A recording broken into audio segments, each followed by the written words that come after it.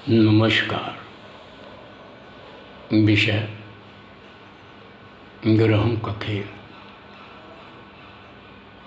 जब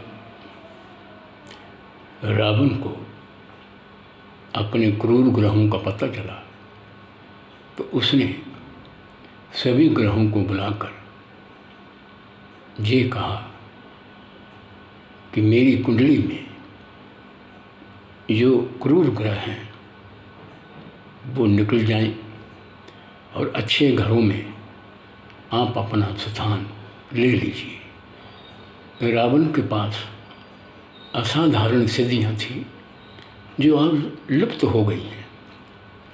108 बीज मंत्र रावण के पास थे। एक बीज मंत्र किसी के पास आ जाए तो वो सभी काम सिद्ध कर सकता है। रावण के पास तो 108 बीज मंत्र थे। उन्होंने सभी ग्रहों को अपने वश में करके सभी स्थान जो थे ग्रहों के अच्छे घरों में अच्छे ग्रह कर दिए। लेकिन रावण को ये नहीं मालूम था कि असली जो कुंडली है वो ब्रह्मा जी के पास है।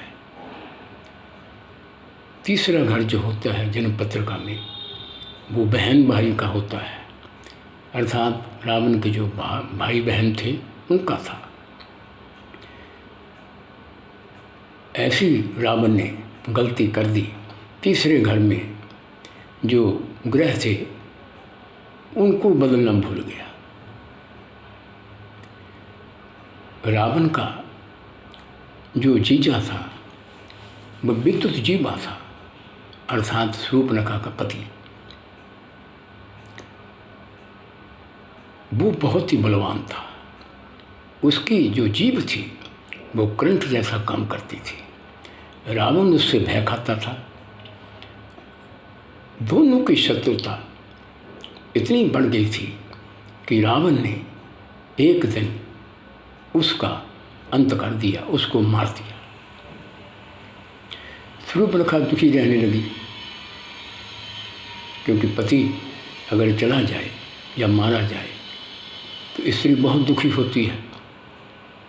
समय पास करने लगी अपना।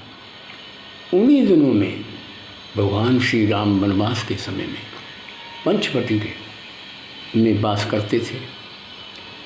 शूर्पणखा जो आकाश में एक बार उड़ती हुई आ रही थी, उसने देखा कि ऐसा सुंदर खूबसूरत पुरुष संसार में नहीं है, ऐसी सुंदर स्त्री संसार में नहीं है, ये कौन है।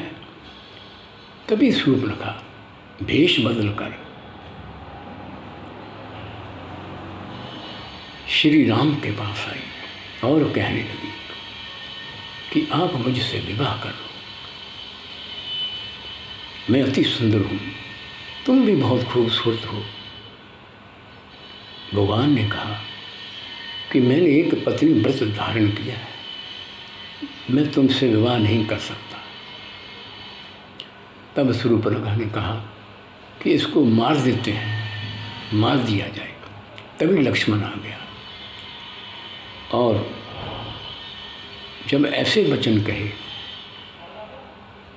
तब लक्ष्मण ने शूर्पणखा की नाक काट दी। शूर्पणखा बहुत दुखी हुई। उसने जाकर रावण को नहीं कहा, सीधे सेनापति खरदूषण को कहा। खरदूषण जो था वो रावण के साथ ही समान ही बलवान था। खरदूषण ने सुना, वो आया, 14,000 राक्षस लेकर आया, मारा गया। तब शूर्पणखा का जो बदला था वो जाग उठा कि इन्होंने भी मुझे इनकार कर दिया, रावण ने मेरा पति मार दिया। अब मैं जहाँ तक इनसे बदला लूँगी या रावण से बदला लूँगी। अगर रावण मारा जाएगा तो भी ठीक है, अगर ये मारे जाएंगे तो भी मेरा बदला पूरा हो जाएगा। ऐसा शूर्पणखा ने सोचा। तब जाकर रावण को मनगढ़ंत कहानी बनाकर जाकर बता दी। बाद में क्या हुआ सभी को मालूम है।